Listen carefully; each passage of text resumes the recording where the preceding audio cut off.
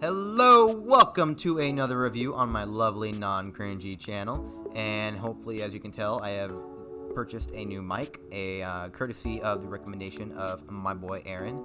Thank you very much for that recommendation there. So I saw Lion King a few days ago. I'm a little bit late on this reaction, and spoiler alert, Mufasa dies.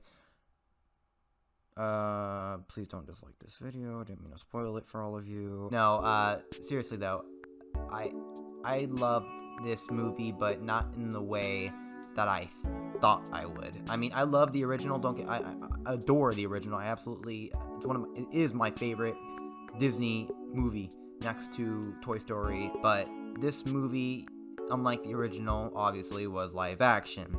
And even when they announced it, I was kind of concerned because in the live action, the animals are very, expressive with their faces. They have eyebrows and big eyes and make really unrealistic poses and movements, but that was the great thing about the magic of Disney. You can make something unbelievable believable, and this movie made to not believe in the believable, in the sense of the lions weren't very expressive as they were in the originals, but that's to expect. It's live action, but I still would have liked Jon Favreau, who was the director of this movie, to do something a little bit, different, more expressive with it, give his own personal spin on it, like in Beauty and the Beast. I also still can't English 60 videos into my channel. In Beauty and the Beast, they did the whole thing about Belle's mother, how she died from the bubonic plague, which is a great idea. Props to that director and writer. I do not know their names. But I wish Jon Favreau had done something a little bit different with this movie. A lot of people I've seen on the internet also agree with this point of view. But, I mean, that's all I gotta say about the movie. It's gonna be a really short review because we've all seen the original Lion King. I mean, we all know Mufasa dies. We all know how the movie starts. And if you've seen the original, you've seen this movie. And that's all I gotta say about it, because I really like the live action. I mean, obviously, James Earl Jones was fantastic.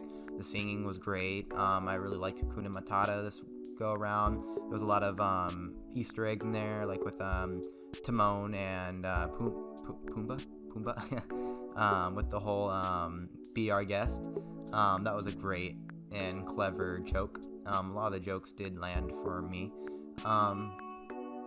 Overall, I don't want to give a rating on this because I think the only way to rate this movie is to compare it to the original, which is already, you're comparing a masterpiece to this new direction to the masterpiece, so it's never going to be as good as the original. Think about it. What remakes have been as good as the original? Not very many, or none at all. And I think that's the case for Lion King. The live action was never supposed to be better than the original. It was never supposed to be as good. I think it's just more of a different perspective on it. I think it was just supposed to be its own interpretation of it, and I think there's nothing wrong with that. I walked away loving this movie. I walked away happy with this movie. I highly recommend you go see it if you haven't seen it.